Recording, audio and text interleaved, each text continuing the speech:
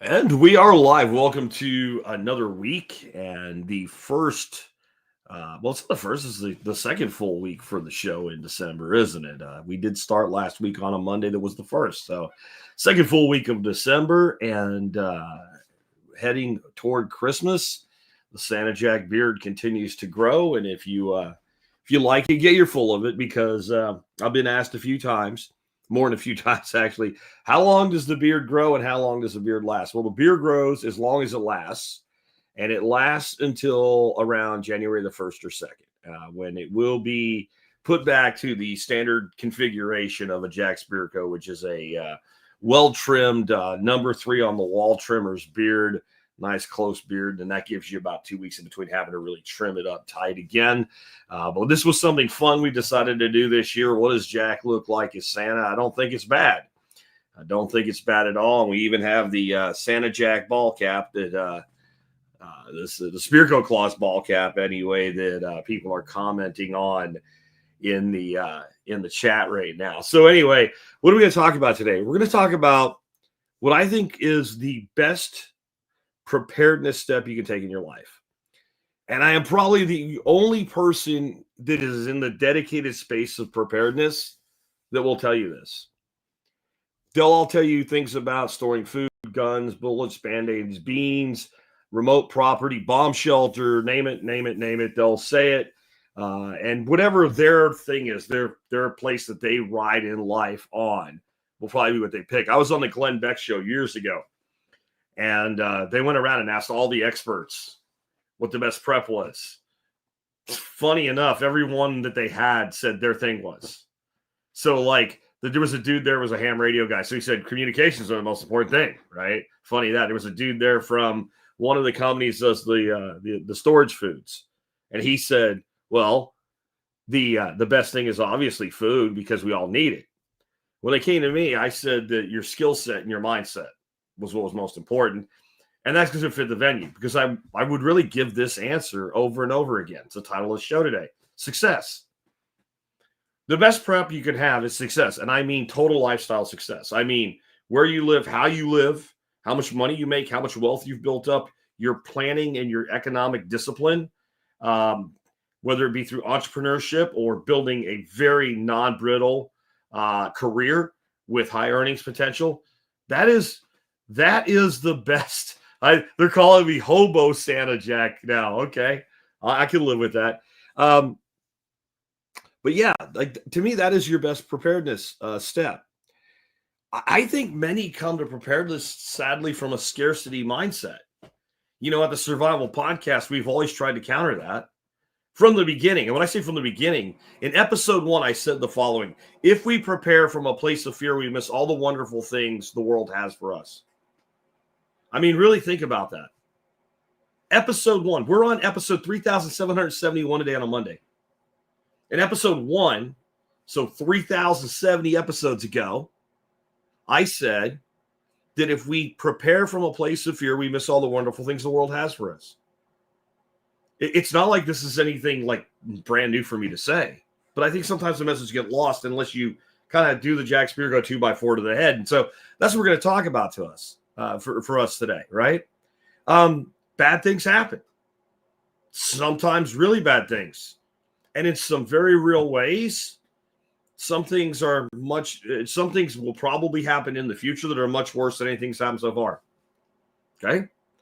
But I can tell you something about this like anti-success mindset in the prepper space. This place people seem to come from of like literally they're hoping for collapse because that'll make everybody equal and give them a fresh start or something twisted in their head. We romanticize the generation that lived through the Great Depression, and it does not help us build resilience. It doesn't.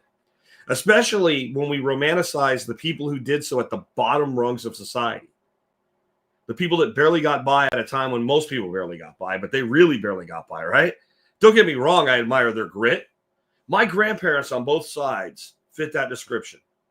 They lived through the Great Depression on very modest incomes for the time, right? Not just, everybody had modest incomes unless you were really super rich during the Depression, but for the time, they were at the bottom of the bottom. And that was during the time when they were teens and young adults that they were living through that period. What I learned from about it was simply, it was hard. It was really freaking hard. Okay. And as a kid, you know what, it never occurred to me to do. And, you know, by the time it would have occurred to me, they were all gone. I mean, I had to be in my 30s before I even started to really think this granular on this topic. But the question I should have asked them was, what would have made it easier? Not what did make it easier.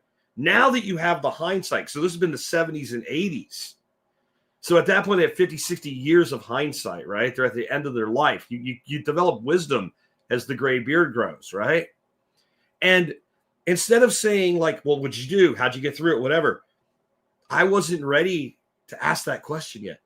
What could you have done before it happened? What could your family have done? What could your parents have done?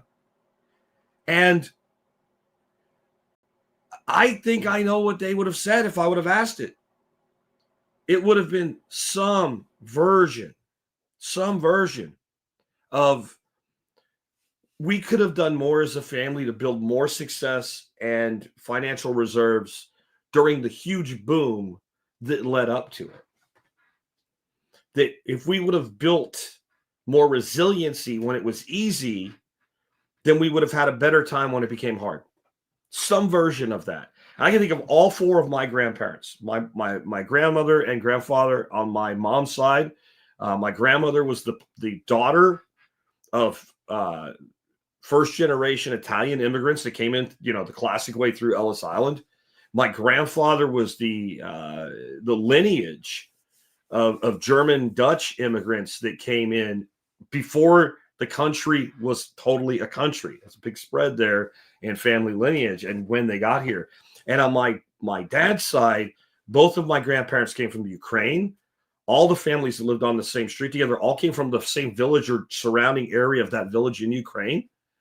And they came in around the early 1900s. And they would have all pretty much answered that question the same way. We could have done more. I believe that, knowing them. And they would have all phrased it a little bit differently. My Italian grandmother would have phrased it differently and probably used a couple Italian curse words in it for the fact that they didn't see to do that, right? My grandfather would have just said, we could have done more. I mean, it would have been something like that, you know. My grandmother on my dad's side, the Ukrainian grandma, she probably would have been more eloquent and more thoughtful. But they would all come to the same place, as would have my grandfather on my mother's side. We often also, I think we look back at the Great Depression and we see it, that's behind us. None of us were alive. You know, especially when it started in 1929, a person that was born in 1929 would be, what, 196 right now. So anybody who really, really experienced the Great Depression is either end of life at this point or they're gone. So we figured that's in the past. And the people that lived through it felt like it was in the past. But did we ever actually recover from it? And is the success formula today any different than during it, prior to it, or what we think of as after it? What if I told you the stock market didn't actually permanently recover from the crash of 1929, not in the 60s, which if you look at a graph is what it looks like, but until 1985? We did not recover from the Great Depression permanently until 1985. Do you believe that? Do I sound like I'm making it up, like I created it out of thin air? Well, I didn't. I'm going to show you right now. I'm going to prove it to you. What you're looking at is a graph. Now, this graph only goes up to 2008, but since I'm only talking about when it recovered, 1985, which is right here on the graph, that's long enough, right? Or 2000, yeah, 2005, but it's actually 2008 the graph runs to. So the blue line that has this exponential rise and recovers, according to this metric anyway, permanently in 1949, but this is based on the S&P composite. If we were to base this on the Dow Jones, it would actually not recover until like 62 or 63. But either way, we'll just say 1949, 1950. We permanently got back above the 29 high and never went back underneath it. We had some peaks, here and here as well.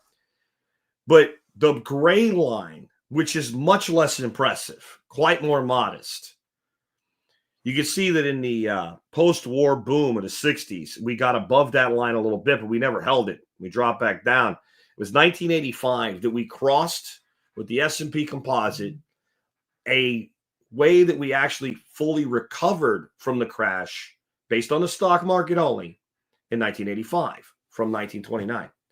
That is purchasing power. That is if you had one share in the S&P, what would it buy you? Or $100 equally distributed across the S&P 500, S&P composite. When did your purchasing power come back to where it was when you lost it and never go below that again? 1985. That seems crazy, but it's true.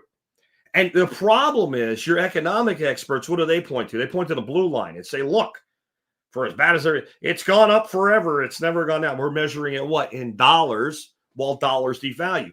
It doesn't matter how many points the video game gives you. It matters what you like. Think of it like when you were a kid and you went to like a pizza place for a birthday party. It doesn't matter how many tickets you get on a skee ball machine. What can you get with those tickets relative to how much money it took you to earn them? If we do it that way, I'm not even sure we ever fully recovered at all. Because I want to ask you this question. If we didn't permanently recover from an economic standpoint based on the value of assets until 1985, and 85 is something we're all comfortable saying, even if Jack's wrong, right? Even if Jack is wrong about this, okay? Is it easier or harder to take care of a family today than 1985?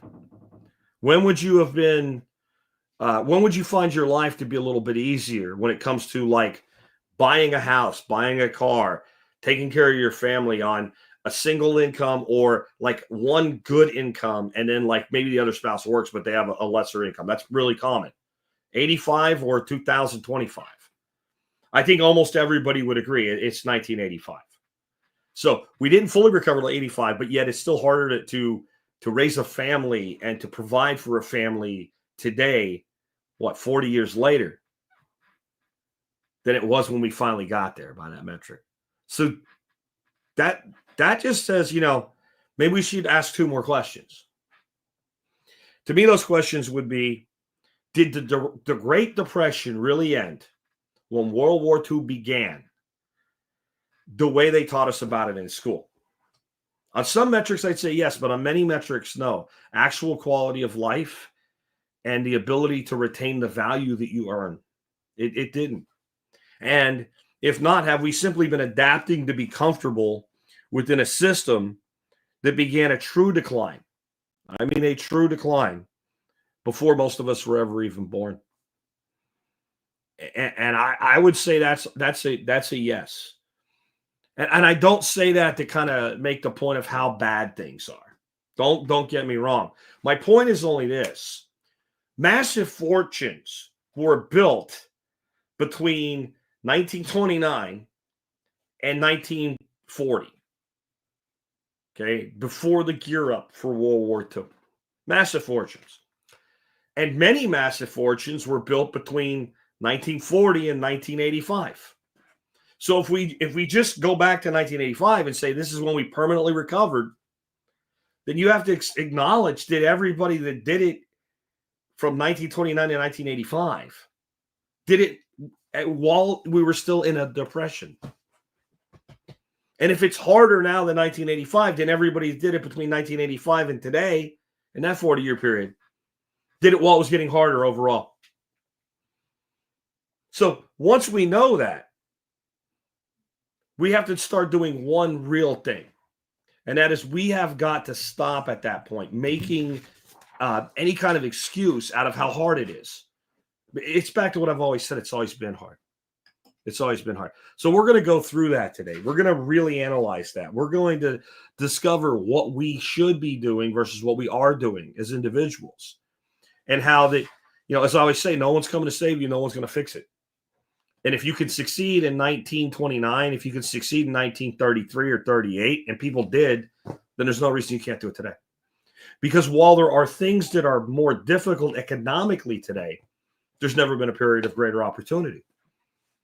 Greater opportunity to learn, to market, to reach people, to improve yourself. We have tools available today that our great-grandparents and grandparents couldn't even have conceived of. And I think they would really think that we're squandering things today if they were around. Before we dig into all that, let's go ahead and hear from our sponsors of the day. Sponsor today, number one today. I picked two sponsors I thought would be good for wealth building today because that's what this is about. JM Bullion is up first. That is where you can get silver and gold. You know, one of the things that your grandparents did have that we don't is a at least somewhat gold-backed currency. Nothing really went completely parabolic in the devaluation of money until 71. It got hurt in 13. It got hurt worse in 1933 and 34. And then in 64 with the silver, the Coinage Act in 64, where they took the silver out of the coins, and from 65 forward, the coins are junk metal. But 71 is where it really exploded because the last vestiges holding us to hard money were gone. But you can own hard money. A lot of your grandparents lived through a period of time where it was illegal to own gold. Today, you can own whatever you want. I recommend that you take at least 5% of your net worth over time and put it into precious metals like silver and gold. I recommend JM Bullion for the following reasons. One, they sponsored the show that you love for 12, 13 years now. They do a discount for MSB members. Your order is going to ship free. If there's ever a problem, I can get a hold of the owner, and they're very responsive. We just had a code go bad, a discount code from them. I emailed them, and within 12 hours, they had an answer back, and Tom updated the MSB. So, I mean, they're going to take care of you. So check them out today, jmbullion.com. Next up today, somebody knows a little bit about building wealth. That's John Pugliano with the Wealth Studying Podcast. You want to check John's show out. He does a podcast roughly once a week. Some weeks he does miss, but it is all his insights and what he is doing with his money and his clients' money in the market today to build more wealth. I first met John in 2010. He told me he was going to go away from his career, which is more of a technical career, and move into investing. He felt qualified, even though he knew that I called financial advisors financial liars. He actually agreed with me, and he said, I'm not going to be a financial advisor. I'm going to be an investment manager, and I made myself a liquid millionaire as a blue-collar worker first. I want to tell you something about John's business. Not only does he have a lot of very, very happy customers, he has built a family legacy business in those roughly 15 years since he said he was going to do it. He has built a massive amount of assets under management, and you only do that when you're providing for people in a way that they highly value, because he's working mostly with high net worth individuals. That's the kind of guy you want to learn from, and you can learn more at the Wealth Studying Podcast at wealthstudying.com. With that, let's go ahead and dig on into this. I want to say something about this right here. John Dowie says, hello, all. We're in our final week of fundraising for Brian French's wife. Brian was a TSP workshop attendee and passed away young and unexpectedly at 45. He left behind 2 young daughters and a wife. If you get on the TSP Telegram list and ask about that, there are people who will help you. If you don't want to do that, email me with TSPC in the subject line, whatever else you want to, it doesn't matter. And just tell me you want to know how to donate, and I will get you the information you need so you can do that. Because of the way they're handling it, I don't want to put like instructions on the site. I prefer to kind of just turn you over to the people that can help you with that. I kicked in some money as soon as John and the others got this set up. Brian was a good dude. I didn't know him well, but he went to several of our workshops. And I don't know exactly what happened to him either, but I know that if Dorothy had lost me when I was 45 years of age, it would have been pretty hard. And it's just something that I think, we can do to help one of our own versus, writing a check or sending money to some charity that's going to spend 70, 80% of it on administrative costs. So if you are interested in that, either get on the Telegram channel or group, get on the Telegram group or the alumni group if you're an alum from the workshop. Otherwise, email me, jack@thesurvivalpodcast.com, and I will help you. Dowie says we are at $1,700, which is awesome. But, it's not a huge amount of money, but man, it's a couple things. And this is why I'm big on building wealth, so that you can help in situations like this. One, when you're in that situation, every little bit is incredibly helpful. And two, for a woman who lost her husband, and I think they have kids, I'm not sure, but I think so, to know that people that she never met valued the person she lost enough to care, that is as valuable as the money in of itself. So please consider helping. Anyway, I want to start off getting into the topic of the day a little bit deeper. And with that, I want to kind of point out something that should be obvious, but often isn't. Dice says that gentleman had 2 daughters. So that's even more of a reason to help out. Anyway, when you have a disaster, and I don't care if it's something like we were just talking about with a family member being lost, whether it's storm damage, whether it's a massive depression or recession in the economy, a storm, I don't care what it is, an illness and what have you. If you don't die, you are always better off if before the disaster you were successful. Always. Because you had successful from a standpoint not just of high earnings. That actually can make it worse if it's just high earnings. I mean that you had built wealth.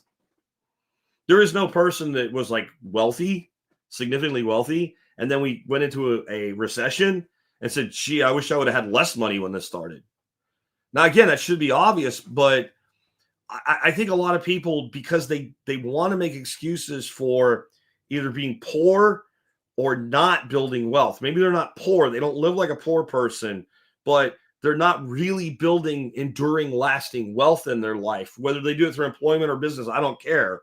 They want to say things like money's not important. And in the words of Ben Affleck's character in Boiler Room, anybody that tells you money's not important doesn't effing have any. Okay? It's true. You will be better off if you're a success in any disaster. Now, I want you to take what it is building success out of it and think about it this way.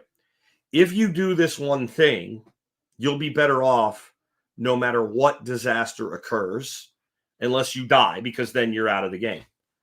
If it was anything but that, there'd be no resistance to it, right? If there was a thing you could buy, if there was a tool you could buy, and if you bought that one tool, you'd be better off in any disaster whatsoever, no matter what it was, an economic, pandemic, natural, it didn't matter, right? You would be better. People say, well, yeah, I mean, if you can show me that, then great. So you tell me what disaster the person with a stable net worth of $1 million, not all leveraged and shit to where when the economy collapses, it goes down too.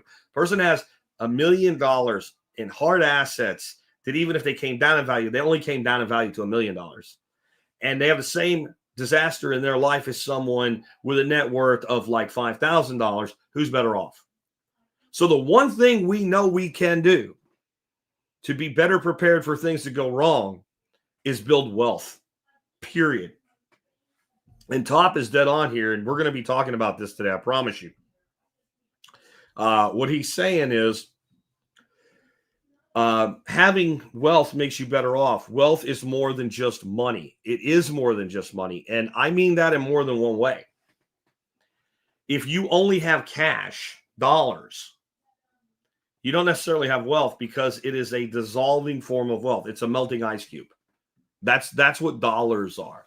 And if you only measure your wealth in dollars, you can have a net wealth that continues to go up, and you can still have a decline in purchasing power. If real inflation is something like 6% and your wealth is increasing every year by 4%, you have no wealth. You have a negative 2% wealth. You see how simple that works. Dowie's saying community building. Community building is an incredible form of wealth. But here's the funny thing. People that follow the type of lifestyle that I'm talking about today, they build economic wealth, and they build all the other forms of wealth around them. Because part of it is working on you as a person. And you can't control other people. and you never will. So we shouldn't pretend we could. And here's another fact. Much of what we prepare for will never happen. When we get into the prepper space, survival prepping, all of it, like survivalist prepper, homestead prepper, however people say it, like a lot of the stuff, tons of the stuff that people prepare for, never going to actually happen. And at the same time, much of what we fail to prepare for happens every day. There's a guy, he's ready for World War III. He's got a bunker in Wyoming, 10 stories underground or some shit. But he can't handle, losing a job. Why do you think he's rooting for the end of the world? He thinks it's somehow magically going to solve his fucking problems. It's not. It will never solve your problem for the world to end, even if it doesn't get everybody. And even if you're a survivor, you think you're going to be better off with, a death of, let's say, 80% of the population than you are with people alive? You're out of your mind. It's a wonderful fiction is what it is, or a horrendous fiction, depending on how you look at it. So we need to prepare for the things that do happen. And job losses, illnesses, diseases, death of loved ones, this is high on the disaster probability scale. If you've ever lost somebody you loved, you're proof. If you ever got fired from a job, you're proof. If you've been through a depression, you're proof. If you've been through a recession, you're proof. Major economic downturn, you're proof. If you've ever had your house have the roof blown off of it during a storm, you're proof. Your house has ever been flooded, you're proof. I bet you there's not a person listening to me right now or will listen to this show over the next 48 hours once the archive goes out that will not check at least one of them boxes. So it's inevitable that those things will happen. And even if they're not life-destroying or completely life-altering, the successful person is better able to navigate those waters. So it doesn't make sense to call yourself a prepper and not strive to build as much success in your life and as much wealth in your life as you can right now. And the people that say otherwise, they're making an excuse for their not their failure, but their unwillingness to apply the discipline that can build success in any life that chooses to apply that discipline. Because it is that simple. It's about making the right choices, including the ones that today cause you to do without. Today cause you to have a hard today. Discipline can be defined as a hard today for an easy tomorrow, where most people trade an easy day today for a hard day tomorrow. Even if their day's not easy, it's easier than it could be if they had discipline. And the longer we do that, the harder the last years of our life tend to become. Right now, more than 80% of people in their retirement years, when they have guaranteed income from Social Security for as long as that lasts, live still in a dependency model. 80%. In the wealthiest country, not in the world today, the wealthiest country that's ever existed. So if we keep doing it the way everybody does it, we're going to keep getting the results we always have. Yeah? So as we look at that, how do we correct that? The first thing to understand is there's little hope of hitting a target if you don't define the target. Let's say somebody says, Jack, I want you to pick up that rifle over there and hit that target 50 yards out. There's 20 targets. At least I know what target I'm shooting at, but I don't know what target they want me to hit. So I pick the gun up. Tink. You missed. Wrong target. But at least there's targets. If we set no target, Jack, I bet you can't hit that target at 50 yards. And I look and go, what target? And what they mean is a spot on the dirt that they have in their head. And as I'm taking the shot, it's changing. I'm never going to hit it. Most people live their life this way. I say, I want to be more successful. What's your target? What's your goal? What's your defining goal? Like where, when they say like in a job interview, where do you see yourself in 5 years? Hopefully not working for you, asshole, right? If I can't move enough in this job that you work for me or I've gone somewhere else to work better, then I failed. That's how I feel when people ask me that question, I never really answered it quite that bluntly, but that's how I feel. But what I'm talking about, where do you see yourself in 40 years? If you're about 20, you'd be at least 40 years out. If you're 30, you need to be 30 years out. If you're 40, you need to be at least 20 years out. So many people in that bracket, they're not thinking 5 years, let alone 20, 30, 40, 50 years. Well, those are the years that you're not going to be able to do all the shit you can do right now. I'm going to tell you right now, your physical capability will decline with time. There's a lot of things you can do to keep that, to forestall that, to slow that decline down, and you should, so that you can enjoy it when you get to the point where you don't have to work every day. But most people have no target in mind. So the first step is you got to set a target. Then there's another problem in all of this. We tend to be way more motivated by the negative than the positive. That's both wrong and by design. This is why people gravitate toward prepping. You tell them, hey, you know what? Why don't you build a great, resilient life? Oh, no, that sounds hard. Hey, the world could end. Maybe you should buy some food. Okay. Right? That's why I've got a decent turnout today. But I guarantee you, if today's show was the world is ending tomorrow, the number of people in a live stream would 5x just by changing the title. I could even have done this fucking show exactly the same way. I could have changed the title and at least 3x'd it, because people are motivated by fear. And we are put in a natural fear state from the environment that has been cultivated by the rulers of society, the people whose names you never know. No, the rulers of society are not Trump, the king, the orange dictator, whatever you want to call him, or Sleepy Joe, or Barack Obama. Those are not your rulers. The Supreme Court is not your rulers. The senators, the congressmen, all the ones you hate, and all the ones, they're not your rulers. They're not your leaders. Your rulers are the people that write the checks that control those people.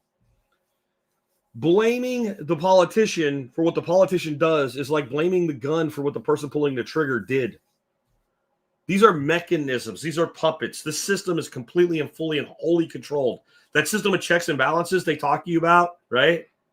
Right? There are the little after-school special commercials. How a bill becomes a law, right? The more you know, all that shit, that's all bullshit.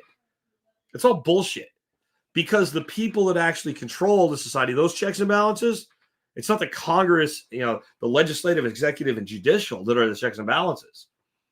It's the systems of control through things like regulatory capture, right? So that even if your the Congress you bought gets away from you a little bit, you still have the bureaucrats. And the presidency gets taken over by a rogue orange man, you still have the bureaucrats and the Congress to use to control the orange man, at least to a degree. And anything that any group that breaks away for a while can do will eventually be undone and put further back and used to actually control you even further because you exist in a state of fear. The reason negative campaigning works, and it does, is because of fear. A society without fear would be like, yeah, shut up and tell me what you're going to do for us versus what the other side is going to do to us. We can't even think that way. So if we can't think that way politically, we can't think that way in our own life. So we act more on fear than on boldness. And no entrepreneur ever built his success on his own fear. Might have built it on other people's fears, but not their own. They never built their success because they were afraid that they couldn't succeed. So we build success on boldness. We live in a society motivated by fear. So you have to separate from that and become motivated by boldness and motivated by what's possible rather than fear of what could happen. Because again, most of the things we fear can happen, never do. When they happen, they never look like we thought they would, and they're never as bad as they were in our head.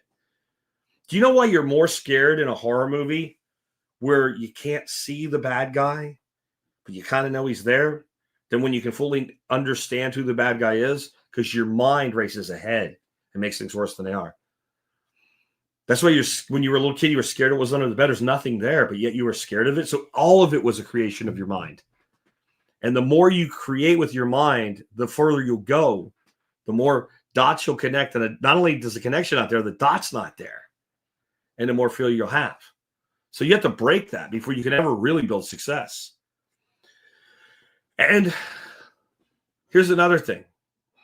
No matter how much class warfare there is, and rage bait is thrown at you on the TV set, in the end, what you do will always be the biggest source of your success and failure. You are more important to your success or your failure than any other human being on the planet or any other group of human beings on the planet.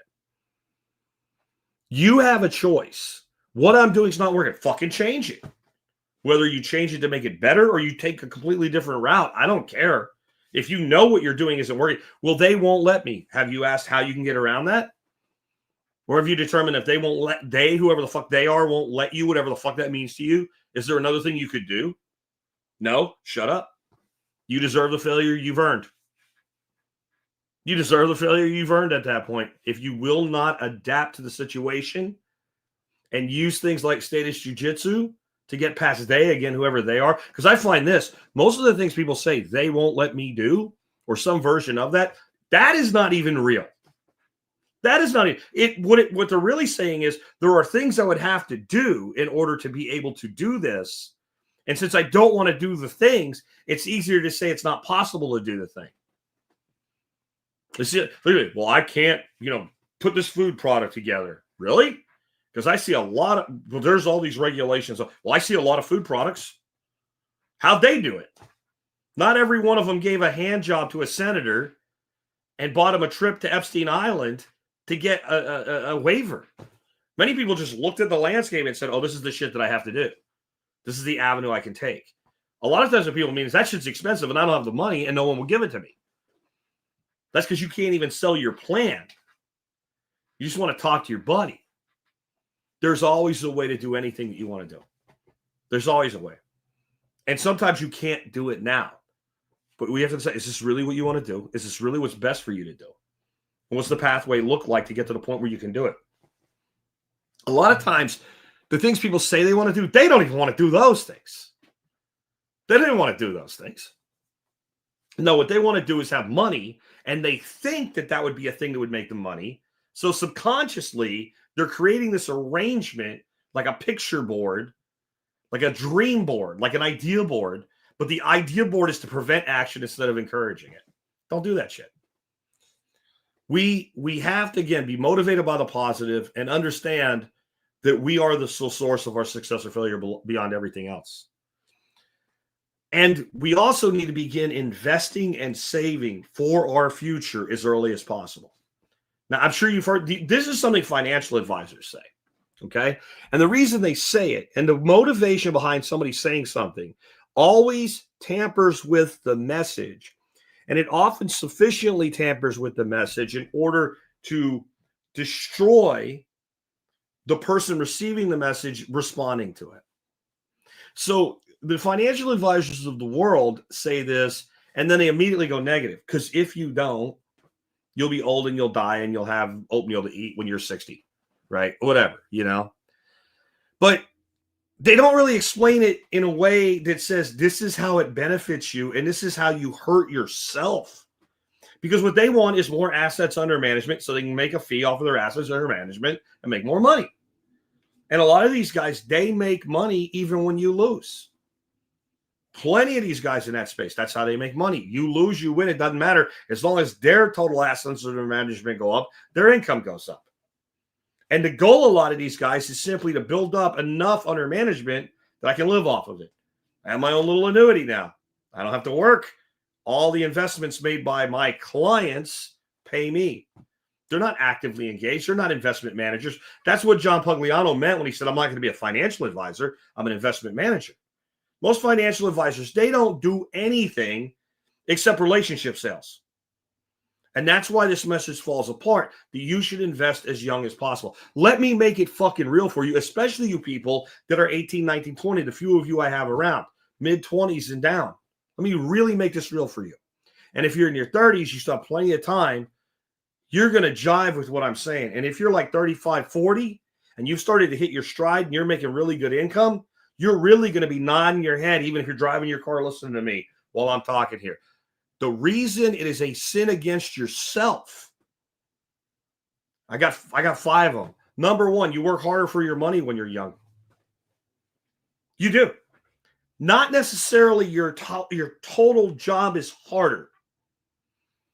Because moving into the world of, like, let's say you move into a world of management and you're actually a good leader and a good manager, right? And a good organizationalist. You're not out there breaking your back with a shovel or a pick or something like that at that point. And you maybe don't work physically as hard. But if you look at what it actually requires to do that job well, not hold down a desk, but do that job well, it's a lot of fucking work. But you're paid really well for it. So when I say it took more work to earn $1 when you were younger, because unless you have some sort of nepotism or something, we all start at a place that sucks. We all start at the bottom in some way. And the amount of effort put in for $1 earned is significantly higher than the amount of effort put in for $1 earned when you're a high net worth earner in your 30s and 40s. So by squandering that dollar, you screwed yourself out of what that dollar could do for you when you worked harder for it than you do when you're older. And unless your life arc sucks, your life will be harder when you're 21, 22, 23, and your work will be harder, and the amount of effort per dollar earned will be higher. So that's the reason number one, you're screwing yourself. Reason number two, you worked under worse conditions when you were young. So you worked harder, but your quality of life while working was probably lower. I mean, I know even when I was in sales, right? Like it was tough. I worked freaking 70, 80 hours a week. It was hard. A lot of people that envied my job wouldn't have done it. And they certainly wouldn't live with the quota bag over their head, right? But on the other side of it, well, what do you do other than all the bullshit you have to do in reporting and forecasting and the tough negotiations you have to get through? Negotiate when you're a good salesperson for a big company, you're negotiating on the client side. You're also negotiating with your own company. Listen, dumbasses, I have the margin sheet. I know we make money on this, and I know if we don't do it, we're going to fucking lose. So I got to make the deal on both ends sometimes, right? But, what was a typical week? I'm going to go to New York City this week, and I'm going to spend 4 days eating in the finest restaurants. Not so bad.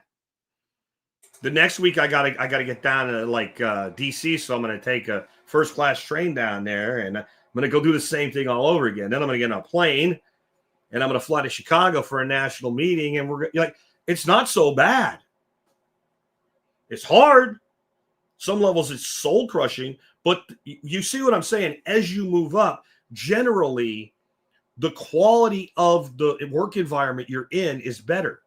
All of those things were better than when I was packing boxes in a warehouse or scrubbing the kill floor of a turkey farm or busting tires down part-time at Firestone.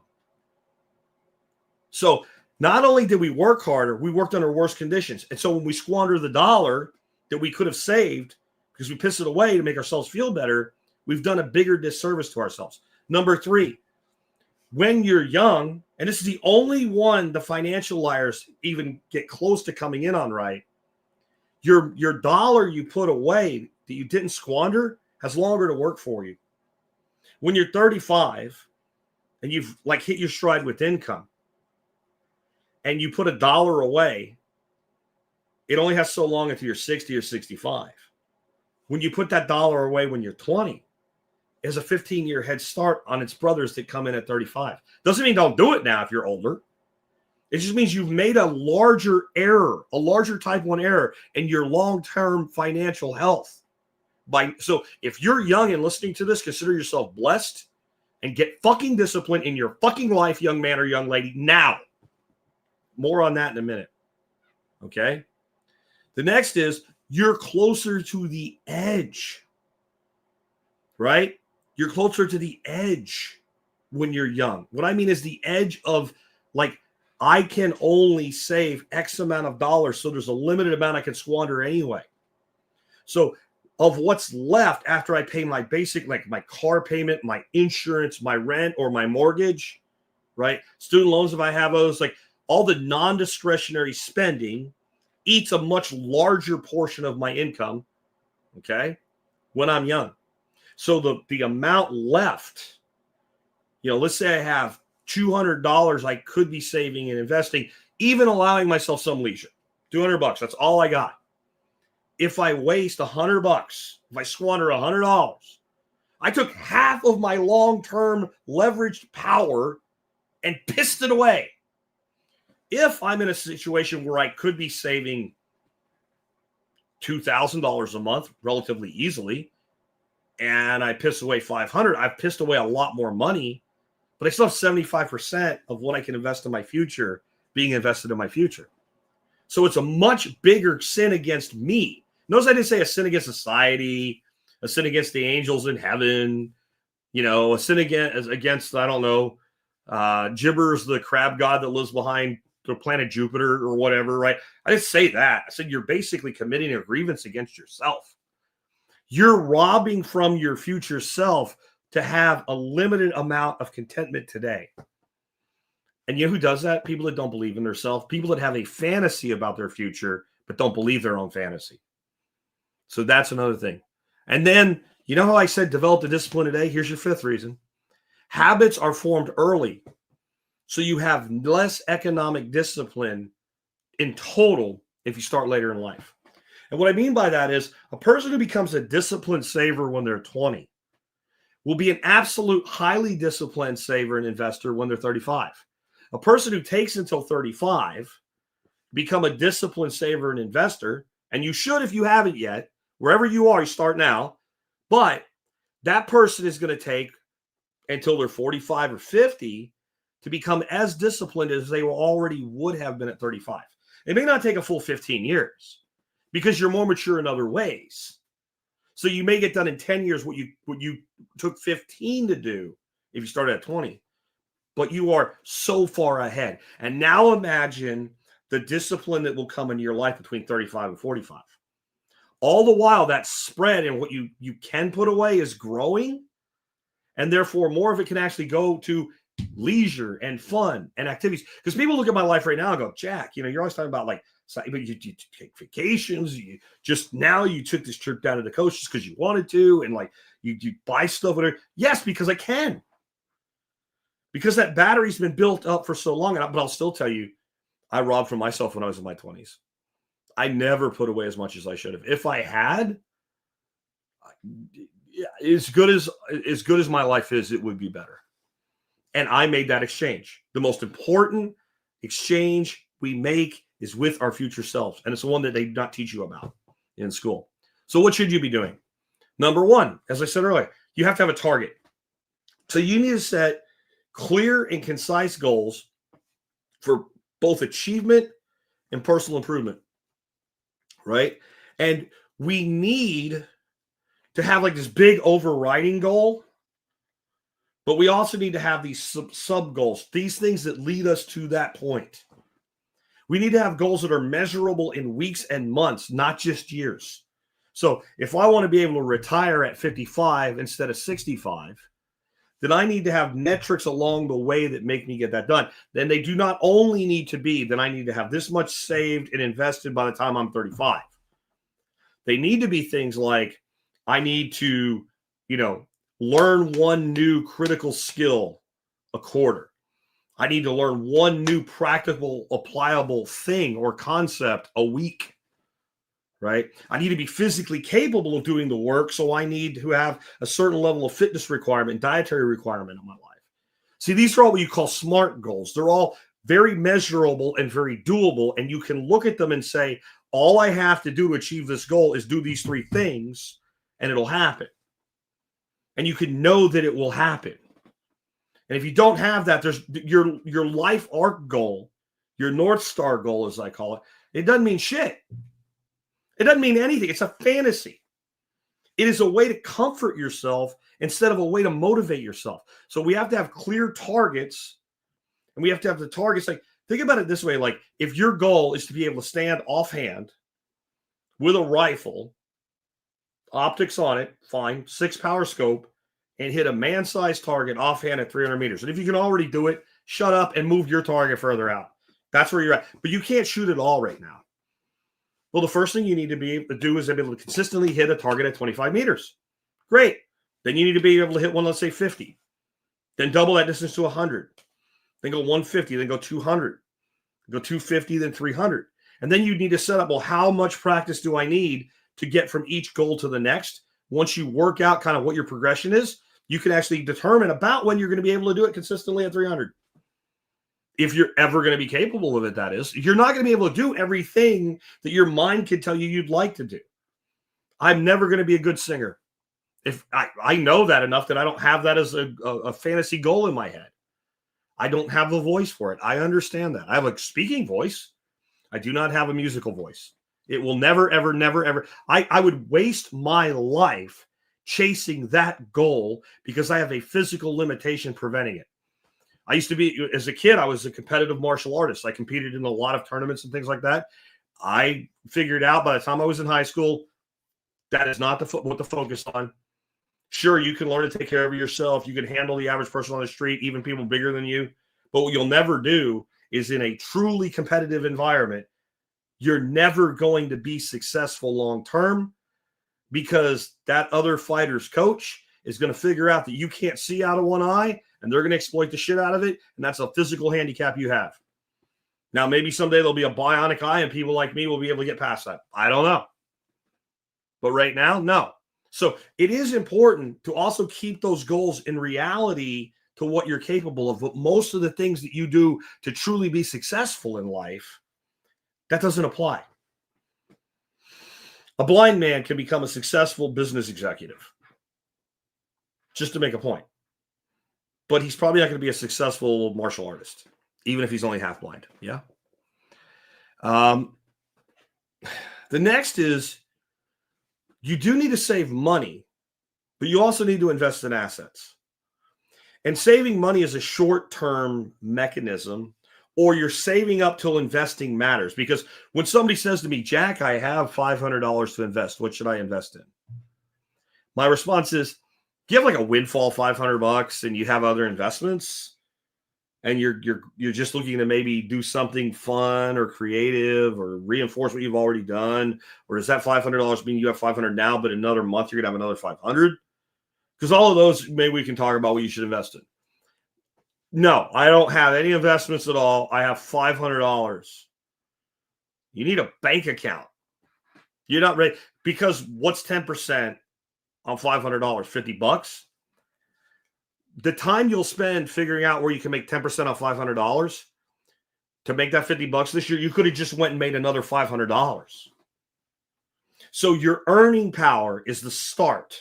So you increase earning power and start accumulating cash. Yes, it's a leaking battery, but a battery it is. You know how like when your phone gets old and the battery life starts to decline, until it really goes off the edge, you don't go buy another $1,200 phone unless you're an idiot, because your battery is, 98% efficient as compared to when you bought it, or even 88% efficient. When it becomes a problem, then you replace it. So the cash is a fine short-term battery. It's great. It loses about 2% to 6% per annum in real spending power. Maybe we could go up to about 8 to 10. And some periods it might be higher, but in general, we're looking at 2 to 6%. That's fine for the short term. If you need it in an emergency, it hasn't lost enough that it's not there for your emergency. An investment has variability. If it doesn't have variability, it's probably not an investment. When people say, Bitcoin, it's too volatile. Volatility is a gift, man. Shut up. You don't understand it. Go do some more work on yourself and your understanding. So first we save money and then we begin investing. And we need to invest in assets. How do you know if it's an asset? Well, there's classes of assets. The reason I recommend Bitcoin and gold and silver is all three are what I consider a pristine asset. And what I mean by it is you can possess it individually. Now, if you're buying an ETF or something on any of those, you can. It's not quite a pristine asset. It's still an asset, but it's not as pristine, right? And it's not pristine because if I am holding IBIT and I decided I like Top Cone so much, I want him to have $5,000 worth of Bitcoin, I can't do it. I can't send him $5,000 worth of my IBIT shares. I would have to sell them, buy Bitcoin, and then transfer the Bitcoin because the Bitcoin is the pristine asset. You see how that works? That is part of a pristine asset. The other thing I consider is part of a pristine asset, but not all assets that qualify for this. In fact, most assets that qualify for this are not pristine. Can I borrow against it? Generally, if an asset across a 5-year period has a track record of being an appreciating asset, there is some way, shape, or form in which I can borrow against it. That means it's leverageable, and that means it's an asset. Go to your bank and say, look, I want to borrow $5,000. And they go, okay, what's your collateral other than your credit, which isn't the greatest in the world? So I have a pristine leveraged asset I can use for collateral. And they say, what is it? I have $10,000 in your bank. Loan me money against it. They won't do it. Crazy, isn't it? I have the money. I can show you I have the money. I don't need the money. I don't want to spend my own money. I want to spend your money. I'm happy to pay an interest rate for that. You have my money. Lock it up if you... Nope. What are you buying with the... You'll end up they'll take the depreciating item you're buying, like a boat, as part of the equity credit to collateralize the loan and your promise, but not your money. But you can borrow against a house. If you have enough equity in a home, you can borrow more against it. You can borrow against Bitcoin. So that's part of being a pristine asset. So we have an asset like real estate. You know, if you're a pristine asset, over time it's going to go up in value. I could totally possess it. I could transfer it without exchanging it for another asset, an intermediary first. Yeah, right. And it has no real cost of upkeep, or the upkeep cost is so small as to be irrelevant to the return. That's why the most pristine asset in the world, whether you want to accept it or not, is Bitcoin, because it does all those things. Real estate has tremendous potential because it has a leverage potential that Bitcoin doesn't. Whereas I can borrow against Bitcoin, right? I can borrow against real estate. They're kind of somewhat equal in that to a degree. But I can't buy Bitcoin with other people's money, at least not in as many ways as I can do it with real estate. I go to the bank. I want to buy a house. Here's my credit. Oh, dude, you have good credit. Yeah. Here's my down payment. Okay. They'll cut me a check that is based on my promise of repayment and collateralizing the property, but they'll do it. Now I can go buy a house with somebody else's money, but I can pay for it with somebody else's money because I can rent it, and that rent pays for the house. Bitcoiners who shit on real estate have no idea what the fuck they're talking about. None. It doesn't mean you should do it, but you shouldn't shit on it. You should just say that I don't want that life of being a landlord. Okay, fine. But don't shit on the class of investment and the asset. But those are assets. Things that you buy, that you hold on to, that do work for you, that produces value in your life, that exceeds what you paid for them, and they're durable. They don't become shit, right? This is a cheap-ass pair of diagonal cutting pliers from Harbor Freight. I do not consider this an asset. If the only reason I have them is I have tools that I don't use very often, that it's just extra. It sits in a drawer, and therefore the convenience of always being able to find one and not having to go out into my shop and dig through my tools or whatever, it's beneficial. And I also have a tool that I can loan to somebody, and I don't give a shit if they mess it up. This is a convenience item, not an asset. This will be our item of the day today. We'll talk about it more. This is a German-made tool that, unless I'm a tool and don't take care of it, I will give. When I die, my kid or my grandkid will use this. This tool is an asset. This tool has already done more for me in value than its cost. So it's an asset. Even it's not, and in some ways, it has characteristics of a pristine asset. I own it. It is mine. Can't really borrow against it. Oh, wait a minute. I actually could. If I have high quality tools with good resale value, it's a high interest loan. I don't want to do it. It doesn't really make sense, but I could at least pawn it. They're selling at a pawn shop, but there's pawning at a. I go in and say, what will you, if I have a whole set of these? And they say, that's like a $200 retail set. It looks in good shape. Looks like you took care of it. I know I could sell it for $100. I'll loan you $50 against it. You come back at the end of the month, it's going to cost you $65 to get. It's a usurious interest rate, but at least you can borrow against it. How many things do we think of as assets you can't even borrow against, let alone direct? I can transfer this to you. Yeah. I can transfer these to you. My hand to your hand, now you own it. I can sell it to you, or I can just give it to you as a barter item. I can give it to you as a gift. It is pristine in that way. And I bet you these will cost more 5 years from now than they do today. So even if my used value is lower than full retail, it will have gone up from where it would have been at the time today as a used item already. Yep. That's assets. Without assets, you don't have shit. Skills are assets. Yep, the NIPEX. That's exactly what they are. We'll talk more about them for item of the day today in a minute. That's why they're sitting there. So you got to save money and invest in assets. You're not investing when you save money. You're saving or you're investing. Bitcoin should be part of it.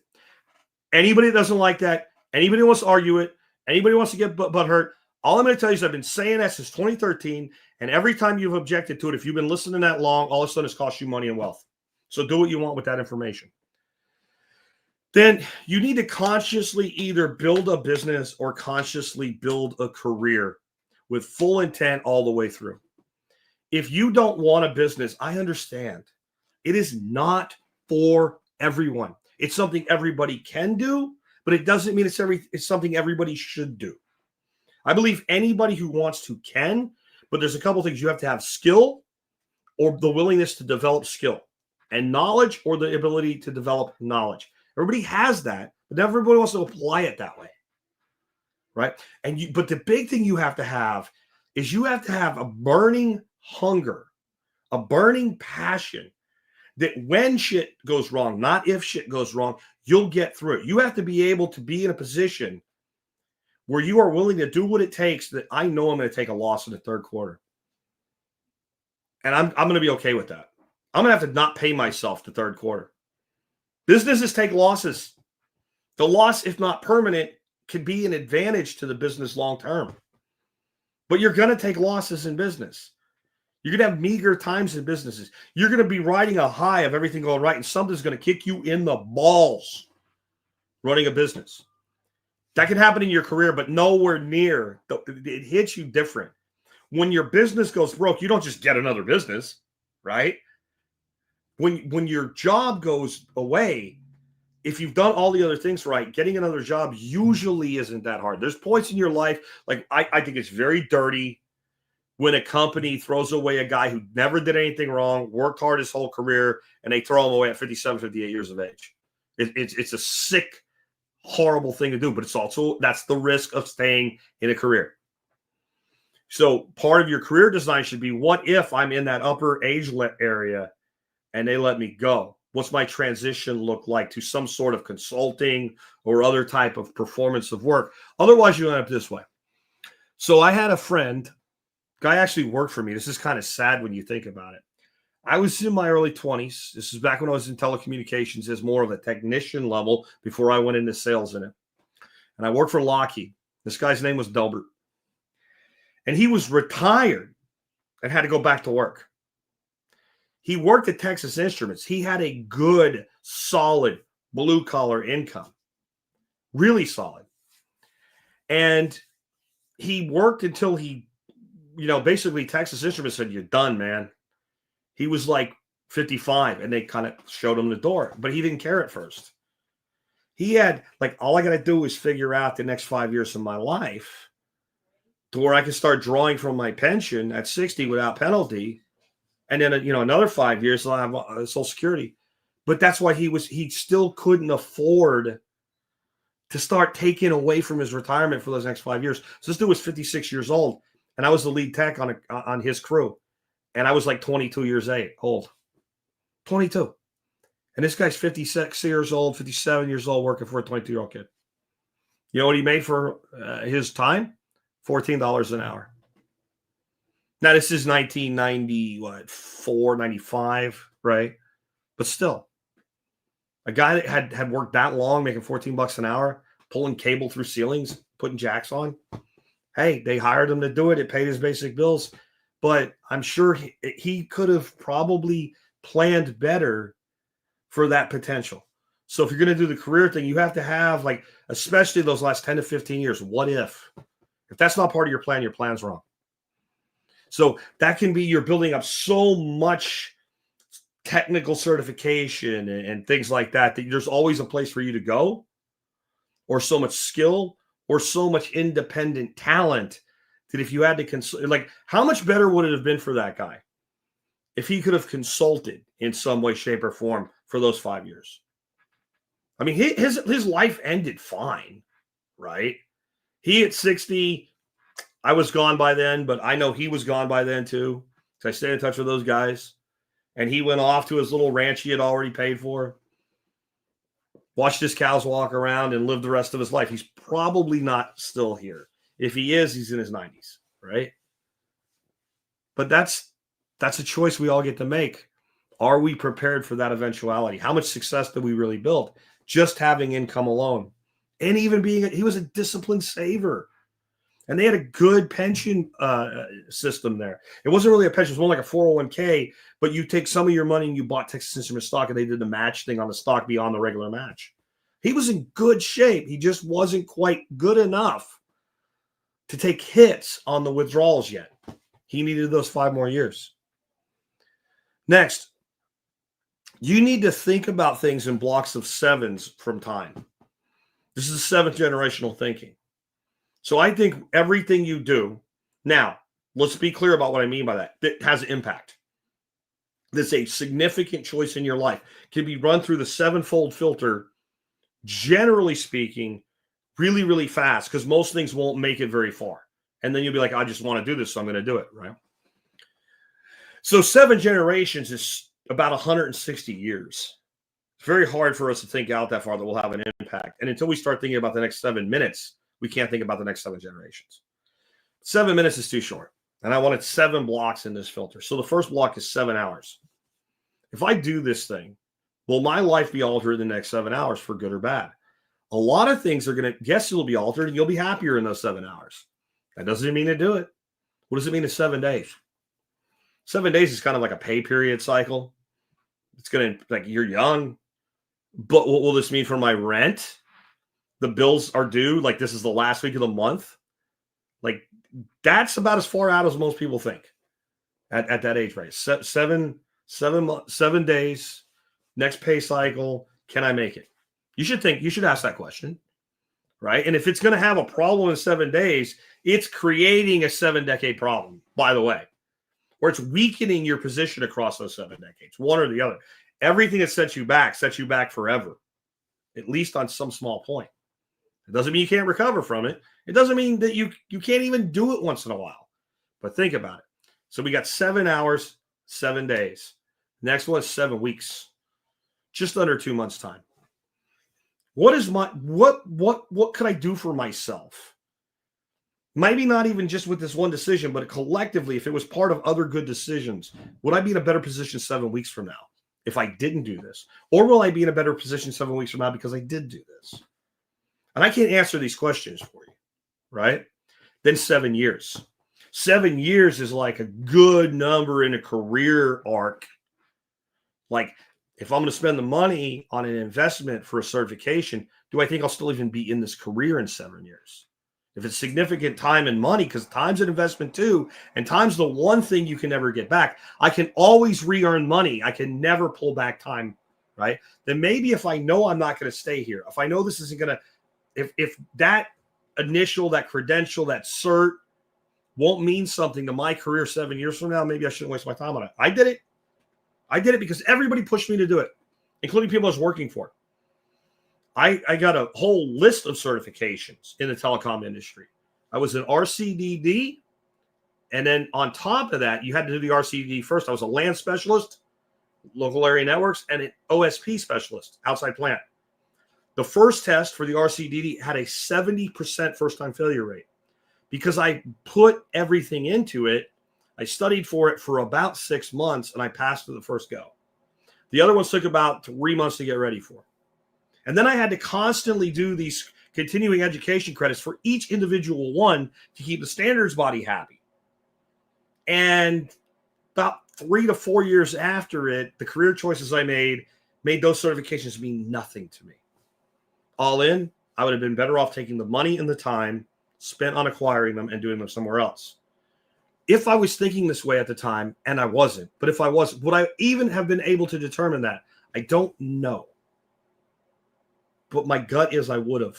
I would have said, this isn't going to do enough for me to be worth it.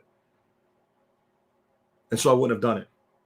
And then just not doing it is not enough. Then what do you do with the resource? So 7 years, right? Then 7 decades. What does this mean over 7 decades? That pushes you. Now, it might be further out. You might be gone in 7 decades if you're 50. Not one of us make 120. But by thinking out 7 decades, we're going to be thinking about, well, you got to kind of make the gap between 7 years and 7 decades, right? So what does this look like 5 years before retirement, at retirement, 5 years after retirement, right? And then you can ask the 7 generation question.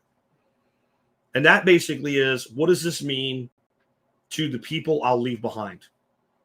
to the son, the daughter, the granddaughter, grandson, and the great-grandchildren I'll never know. And if you don't have kids, then nephews, nieces, etc., or the world at large. What does this matter? Many questions won't make it to 7 years. Many won't make them to 7 months. Do it anyway. Because once you get to the point where it's not going to affect anything in 7 months, you can stop. This little tiny thing that seems to be so selfless. 7th generational thinking is the most selfless thing you would think a person can do. But it's also the most self-serving thing a person can do, because if I'm making good decisions for 7 generations, I'm also making good decisions for 7 hours, 7 days, 7 months, 7 decades, right? I'm making good decisions for all those things. And the 7 decades is a beautiful time frame, because the odds that anybody is going to think this way at all before 20 are very low. And by the numbers, not many people make it past 90. So for most people thinking this way, it is to or very near the end of your life. If you're 30 and you're thinking 7 decades, you're thinking about your 100th birthday. It's very, very powerful to put your mind through that process. I've spent a lot of time in my life thinking about these things, not so I could tell you what to do, but to make my position stronger and then share that with you, so that you could adapt it to your own life and make it stronger. You notice my methodology is never, you need to do these 10 things. There's certain universals. You do need to save and invest money. But did you notice I didn't tell you you need to save your money at this rate, or you need to invest in Bitcoin? I said you should. But if you choose other investments, as long as they're good, I'm okay with that. I don't tell you allocate 5% this, 10% that, 25% this, 40% that. Go into a 60-40 common stock portfolio. I'll tell you, don't do that, because that's dead, right? That was the pension plan for 50 years. It doesn't work anymore. They won't tell you that either. But if you want to do it, you can still make it sort of work if you're smart about it and you throw enough at it. Do what you want, but know why you're doing what you're doing, and make the decision based on thinking out in those blocks of time. Next, never buy a thing because you might need it unless you can truly classify it as a form of insurance. Like, the likelihood is high enough and the value of the thing is high enough in that situation that I can look at it the same way I look at putting insurance on my car and my home, even if it's not a direct insurance policy. It's a self-insurance policy. Okay. So I'm not going to buy stuff just because I might need it, even as a prepper, unless I can figure out, like, well, does it do something for me if nothing goes wrong? Now, Jack, that's a new thing for you. Really? My clunky tagline? I endured the clunkiness of the tagline since day one, because nothing fit, even as a brand expert. And I would say I am a brand expert. I don't say I'm an expert about a lot. When it comes to branding and marketing, I'm a fucking expert. By any measure that you measure it, right? I hate saying that, because I hate calling anybody or myself an expert, except the experts on the council, because they're my experts. So of course they're. No, you get what I'm saying? Like, when people start calling themselves an expert, it's uncomfortable for me, because it's being a braggart. But I know, okay, I'll be a branding specialist instead of an expert, right? I know that a good strapline is at best 3 words, and I'll let you add an end in there for flow and not count the end, right? The real thing. Probably know exactly what brand I'm talking about. Just do it. You see that? Do you think that they followed the Jack Spirko rule, or do you think this is a universal rule of branding? Think of any major brand you know, and they have a 3-word strap line. Always 3. And if you can do it in 1, you've really done something. And yet I have helping you live a better life if times get tough, comma, or even if they don't. A good strap line does not have 14 words. A good strap line does not have a fucking comma in it until it does. And that was the whole point of that. From the first day, I'm giving you the same message that I'm giving you today. When you buy something from a preparedness standpoint, you should be asking the standpoint, but what if nothing goes wrong?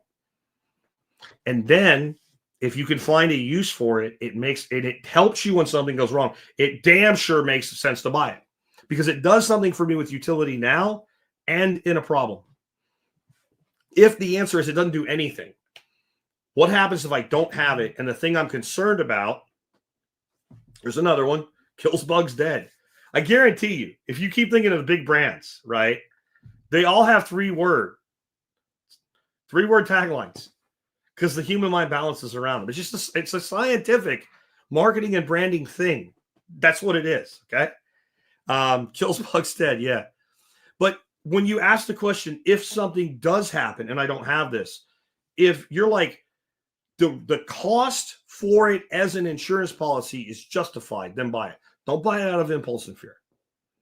That includes, and see here, quality job one, top cone. Quality is job one, right?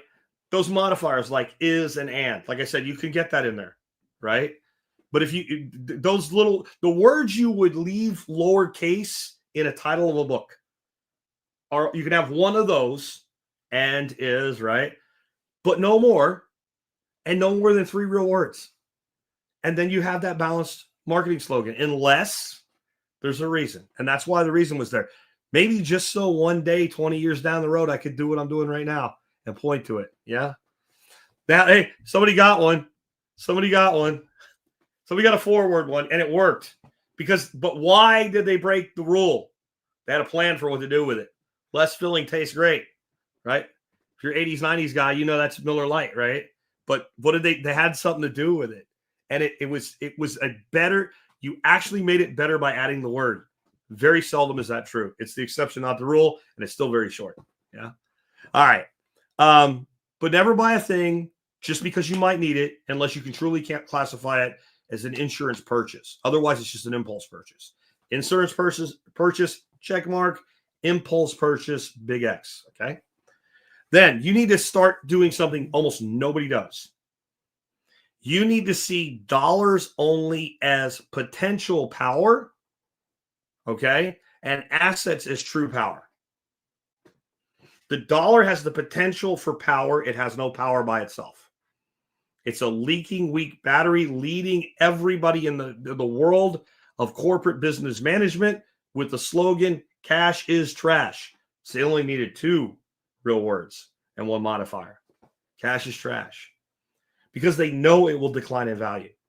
It has tremendous potential for power, but it's very limited in what it can do. And the only way to get power out of it when it is in the form of cash is to let go of it. Yes, I can buy a public official, but I don't have the cash anymore. See what I mean? So it has now the public officials what they owe me becomes my asset. If I'm straight up bribing legally, which we call lobbying, the cash became the asset. The cash was used to actually leverage an asset. Now I can leverage if they don't renege on what they promised, right? Because writing that campaign check for $50 isn't going to do you any good. You call up your congressman or your senator or whatever after you contributed $50, $100, and you tell the page, I gave Senator so-and-so $50. Like, that's great. He appreciates it. Click. Right. So it has to be a significant amount of cash to create something with leverage in it. When it's spent into the asset, whether that is the ability to make a phone call to a zoning official who can give you a variance, who will because you did it, even if it's wrong, it's still an asset, still can be leveraged. And then how long can I leverage it? And when does the leverage end? That's how I evaluate the asset. Okay. The asset has that power. And another way to think about this, they did teach you this in school. They just didn't tell it to you the way I just did. You learned it in science class, probably about 6th, 7th, 8th grade. If you're a little bit slower in a school district, maybe 9th, 10th. Physical science, potential energy, and kinetic energy. Cash is potential energy. You expend kinetic energy to receive cash. So you have now potential energy to use in the future. When you put the cash to work for you, you create kinetic energy, and you either release the kinetic energy. That means I bought something. Okay. I spent the money on a thing that is not going to have value in the future. That's spent. If I bought an asset, that's an investment. I let go of the money for something that moves forward without me. If I buy equity in a company who's building shareholder value over time, the energy is being used. It's acquiring more value for me while I'm farting. It's acquiring more value for me while I'm sleeping. If it's not doing something like that, then it's just potential energy. It is not kinetic until it's creating a return and has the ability to be leveraged. I don't know why they wouldn't teach this to you when you're in school, when 11th grade, Johnny. Yeah, it seems like it'd be a good idea to do. See, I think the problem is so many people, especially people in power, think this would be dangerous if the people of our country knew this. It would be dangerous to their system of current control, but even they would be better off. See, they're acting in fear too. I don't want to lose what I have, right?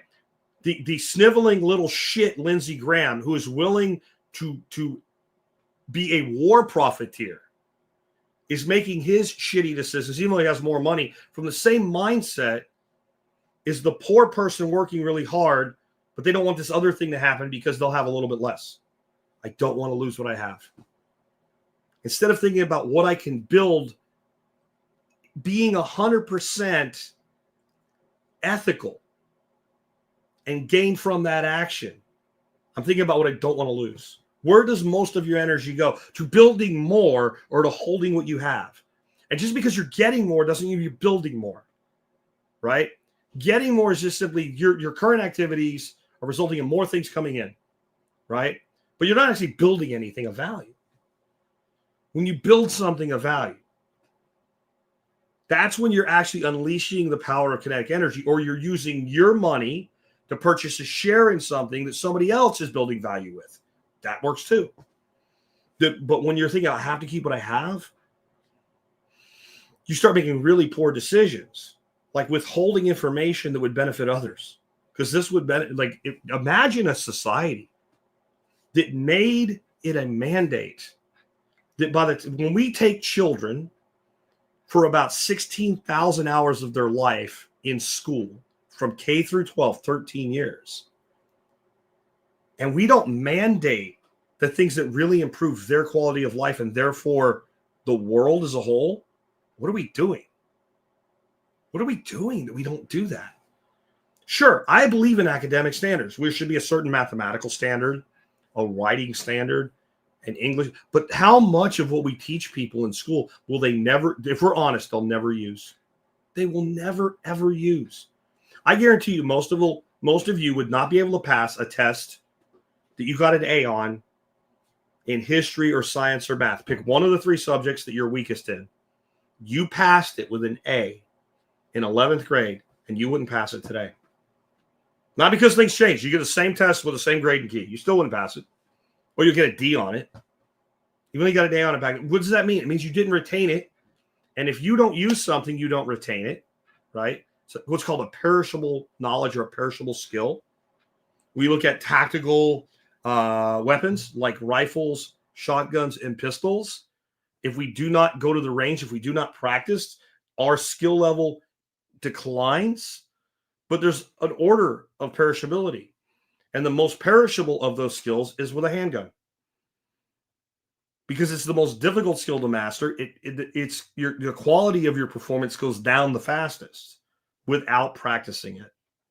So we need to be utilizing all of these things in our life that benefit us. And we do because we have to. If we use something, the knowledge and the skill are maintained and built.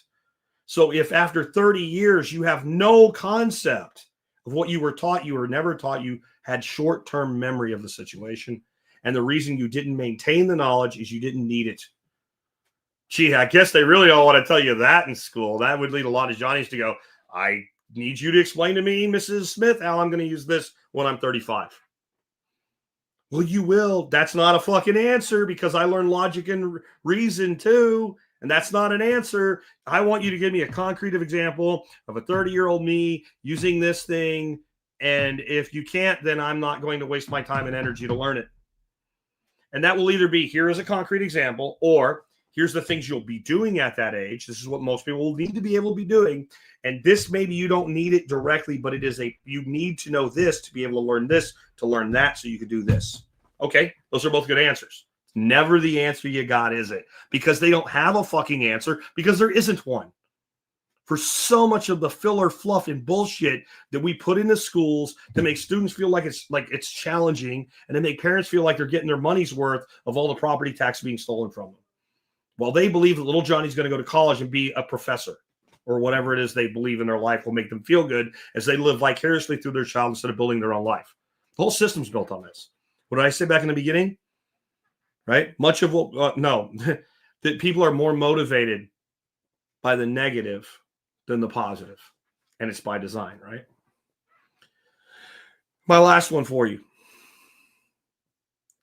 With those goals you set, when you look at your goals, if none of them scare you, if none of them intimidate you, if none of them make you second guess yourself, if none of them give you pause, can I really get that done in 7 months?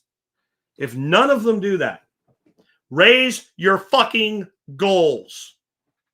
Notice I didn't tell you what goals to set. Notice I didn't give you a difficulty number or something like that. Your goals need to be at least a 9, whatever. No, bullshit. That's subjective. If that's the measuring stick, if all the goals you've set for yourself, if you don't doubt yourself at all as being able to accomplish any of them, you are not stretching and you're wasting your potential. Ideally, all of your goals would be just at least a little bit uncomfortable, and a few of them would be like, I really don't know, and one of them's like I'm really going to have to want it. That will put you in a constant state of a little bit of discomfort with your personal accountability, and if you stick to it, therefore a constant state of growth. You know the old term growing pains? Growing pains is a twofold thing. Children act, boys more than girls, it seems, just straight up have physical pain, like really common is like the shins, the legs, that especially young boys will have as they hit a growth spurt, because that bone is growing and it's somewhat painful. But it's also things like, your first love, your first best friend that does you dirty and really turned out to not be your friend. Like, there's a lot of shit that goes on in growing up that causes different types of like physical and emotional growing pains. But if you think that's confined to childhood, that's because you're a perpetual child. And so you think that the growing pains can go away. That's what I often say that, a lot of people say everybody's a 12-year-old today. Not everybody, because freaking progressives are 5. I don't understand why everything can't be free, because you're 5. I don't understand why everybody can't succeed, because you're 5. 12's not much better, but it's better than that. And so you need to, see, here's the thing. When you were a kid, you probably got through a lot of those painful growth experiences because other people held you accountable. Your parents, your elder siblings, your coaches, your teachers, right? You had all these accountability mechanisms placed upon you. Well, growing up is becoming your own accountability, overseer. And accountability always is, you need to do this. And if this isn't a little bit more than you think you can do, where's your growth? Where's your growth? I exercise here now, than I have for years. But when I was young and I lived in a smaller place and I didn't really have the equipment or anything, I used to go to a gym, like a normal everyday gym. And I did a kind of a mix of cardio and weight training. I was never trying to be the gym bro, like, oh, look at me. And I was never trying to be like the person that could run a marathon. I wanted to increase my performance. But I would notice something. Like, I would get on one of those stair machines and I'd put it on this really hard program. And I would do that until I could do it consistently. And then I would increase it. And there'd be these people that would be there on like an ellipse or a stair or what do you call it, treadmill or whatever. And you get to where you recognize, you kind of go at the same time every day. They go at the same time every day. And you recognize this person that's always there. and they got on that treadmill and maybe they ran it for 30 minutes. And anybody looking at it without paying attention would be like, they're getting a great workout. But since you observe them every day, you realize like they do the exact same thing every day. They never turn up the intensity from where it is, and they barely sweat. That's better than not doing it. I'm not mocking. I'm just saying like that person is in maintenance mode. They're not in a growth mode. They're not improving their performance. So you cannot grow as a person with goals that are easy to meet. They should be reachable. They should be doable. There should be no excuse for not getting it done. But if it doesn't require some discomfort, some form of growing pain, it's not growth. It's at best maintenance. And generally speaking, when we fall to trying to stay where we are, we don't push ourselves, we begin to decline. You're born with a terminal illness. It's called life. And it's true of all of us. If you're 1 year old, 10 years old, 50 years old, every single one of those people at the end of the day is one day closer to the day they will die. It is absolutely indisputable that that's the case. The 50-year-old has less time than the 10-year-old or the 1-year-old, unless some tragedy befalls them. But it is a constant in life that day is gone. They're one day closer to death. Your day of death is your day of death. Whatever it is, it will be. And every day in between that's gone, it's gone. You're one day closer. But there's another way to look at that that's a little bit more encouraging. An organism that's not growing is dying. As long as you're growing, you're still living. And you don't really start the die as the decline until you stop growing. And you grow first physically, like just get taller, older, more mature. A 7-year-old is not going to father or mother a child. They're not they're not sexually mature, right? So they're not going to be able to do that. So there's certain things that just won't happen. You won't grow a beard when you're 7. You just won't, because you're not mature enough to have facial hair yet. I mean, there's anything wrong with you, you're not there yet. So, but there's a point where we stop that. We don't get any taller. We don't get any hairier unless we let it grow, right? And then we begin to physically, at some point, our physicality begins to decline. We can forestall it. But I don't care if you work out every day. I've seen some dudes that are in their 80s that are in amazing physical condition. But assuming they took care of themselves their whole life, they're not even in the condition they were in when they were 55, let alone when they were 35. That's a reality. But there's other ways to grow intellectually. There's no reason to cease intellectually growing until we have the state of mental decline. Sooner or later, right, the entropy of a human life cycle will hit us all. So the number one way to forestall that and even to improve the quality of the end of life period is to grow as much as you can while you can. And you can't grow unless the growth requires some level of discomfort. If you're completely comfortable with your goal, raise it until you're not. Do not raise it to the point where you're like, I know I can't do this. Raise it to the point of, it's going to take some real effort to get there. This is the beauty. If you fail that goal, you'll still achieve more than if you set it to where it was absolutely achievable in your heart, mind, and soul from the beginning. Like it was like, I'm gonna do this. It's going to be easy. No, don't allow that to happen. It's not right. With that, guys, I'm going to start wrapping up today. I really appreciate you guys for being here with me today. I hope you take these messages like this to heart.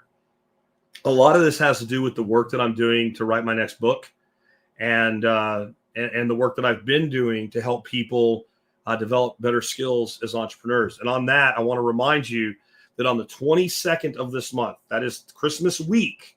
So even if you're not going to be tuning in or anything, you need to be ready for this. The Become Dangerous with ChatGPT course will go into its third round. The first 2 rounds sold out so fast that Tom had to manually shut down, and we actually oversold them a little bit. And it was less than 2 minutes each. I don't see any reason it would be any different now because there's more people that want it in then. If you want any chance of that, you need to pre-register for it. There's a link in the show note, the video notes below. If you're watching this after it's live, go over to the Survival Podcast with that link and check. Just go back and you'll find this if you scroll down from the survivalpodcast.com or go to jackslaws.com. And up at the top, you'll see a little ticker where you can click to register for the course. And the way it's going to work is about 15 minutes before the orders go live, a link will be sent to everybody who registered only. Okay. And when you go there, there'll be a countdown. And when it hits 0, it'll go, and it's a race. And you try to get in. So if you want to take that course, remember that. Next up, if you like shows like this, you're going to love my book, Laws of Life, Ditch Your System, Design Your Life. Available on Amazon. If you go through TSPC, you'll help us out even more. I'll get a few extra pennies if you do that when you pick it up. But at any time, you just go to Amazon and search for Laws of Life. And you should find my book. Put in Spirko if you need to find it, and you'll find it. Next is the fact you can help us out by doing your online shopping at TSPC. This time of year, there is absolutely a ton of shopping going on. Because it's Christmas, and we do that. It's time for Santa Jack to make his rounds, right? And so I don't care what you're buying, please consider going through tspaz.com if you're shopping online. But today's items of the day are the Knipex Cobra pliers. And I haven't heard conflicting evidence that it's Knipex or Knipex. When I look at it, the way I know how to speak English, KN is N. So Knipex Cobra pliers. These are so good. And if you look at them, they kind of look like a channel lock set of pliers. You'll never buy the day you touch this, the day this goes in your hand, you will never buy a pair of channel locks ever again. And for those that are on the video, let me show you why. So here is a set of these, and there I just changed the size, and I want it to be smaller. And so there I changed the size with one hand. Right? I can literally expand them and contract them with one hand. And once they're locked in, see, they stay. You know what they don't do? You ever use channel locks and you get the size you want and you move to the next thing you're grabbing with it, and they move and they get in between and they bind? This does not do that. This doesn't do that. And that's just the beginning. This is the 5-inch one. These are great for EDC. There's actually a 4-inch, a smaller one than this even for your EDC. Look at the gap. Look at the gap that you get with that on a 5-inch pair. Look how big that gap is. Isn't that crazy? This will easily get around the nut on a garden hose. And I say that because it's probably the primary thing I use them for. And they make them in much bigger sizes. Yeah, check this. This is the size I call, I wasn't asking you to get loose size. But there's more. These things here, it's kind of hard to see, but they have teeth like a snake. They are curved backwards. And so let me show you something. Let me pull that graphic back up, and let me show you something. And this is true. It works. That's how strong they grip. That a man could stand on a pair of these on a pipe and they won't slip. I don't know that I would try it with these smaller ones, but with these bigger ones, it definitely works. That's because the harder you push, the harder they bite. But because those teeth are directional and back, when you give it just a little release, it works like a ratchet. It'll turn damn near anything. And you want to talk about jaw width. Guys, these things, dig that. Look what you can get on with a 12-inch pair of these things. Channel locks do not have that width of jaw, and they're not controllable with that width of jaw. See how, like, even with that jaw that wide, look at my hands completely together. I'm not like this, like trying to make it work. I have full control. I can actually get back. See how the back handle is a little bit longer than the front? I can actually push and lever down with that. They're German made. I wish we built something like this in America, but we do not. These are the highest quality tools I have ever put my hands on for this format of tool. And they make a great gift, and they make a great investment. That's what I was saying earlier. This is an investment, because unless you leave this layout in the rain or lose it, it will work for decades, and you'll get your value out of it. So they're not cheap. They are not something you're going to see at Harbor Freight. 30, $40 a piece. depending on what size you buy. But there's some pretty good deals available right now. I think it is the 5-piece set. No, it's the 3-piece set, which is a 7.25 inch, a 10-inch, and a 12-inch. And again, these are the 12s. Is on sale right now for like 100 and I gotta look it up. I don't know. Anyway, it's a good deal. Just read the thing. I know I changed the price today, and now I don't see it. So I'm blanking out a little bit on that price. But I have all the it's the 5-piece set. 5-inch, 6-inch, 7.25, 10-inch, and 12, $168. That's if you want a full set, that's the way to go. If you want a little bit smaller or larger, then just buy one off for that. I would tell you, even though I went ahead and did it to evaluate them, the 5 inches, buy the 5 or the 4, depending on what meets your needs, because it's a little bit redundant at that lower size. But that is a great deal.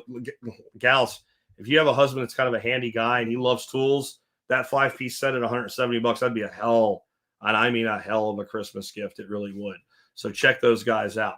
Anyway, I'm going to this Second Light Farms is the EDCs, the 5-inch ones. They're amazing. They're fantastic. I got the 4-inch ones because I have this little pouch, EDC pouch that I carry with like a titanium pry bar in it and a small knife and a screwdriver, like a multi-tip screwdriver and some other things.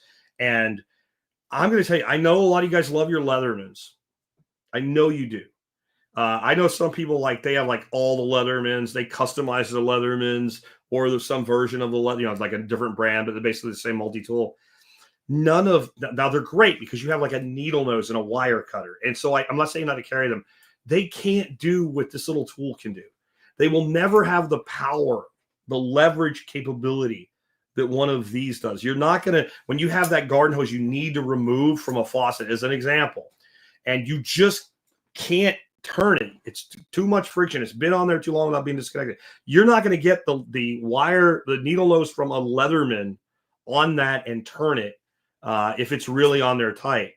These, it's not even a thing. And that's just one example of something they do. And again, the fact that you can use these one-handed is pretty impressive to me, because try that with a pair of channel locks. Okay, I've sold for Knipex long enough today. Anyway, I want to wrap up. I want to, again, thank you guys for tuning in today. I really appreciate you guys for tuning in today. I want you to take what I had to say to heart. And I don't ask this as much as I should anymore, but please, if you want to really help us out, yeah, you can do these things and put some money in our pockets. The number one thing you do is share our show and our work. Let somebody in your life know that there's a crazy prepper that's not really a crazy prepper, who actually cares about people and has dedicated the last 17 years of his life to helping people live a better life if times get tough, or even if they don't. That means so much to me when you guys do that. And keep sharing your success stories with me as well. Every day, on average, at least once a day, I get an email from somebody whose life is a little better for the message that we teach here. So keep sending those as well. That's another form of dividend in life. Take care, guys. I'll catch you tomorrow with another episode. Oh, wait, I want to say one thing real quick. Somebody, Second Light Farm, comment. A dedicated episode on goal setting would be great, especially with January 1st coming up. We'll do it. We'll make it happen. I think that's a great one. And Amy threw me $20 and says, thanks, Jack, gas money. I really appreciate that one as well. So thank you for that, Amy. I really appreciate you. Take care, guys. I'll catch you tomorrow with another one.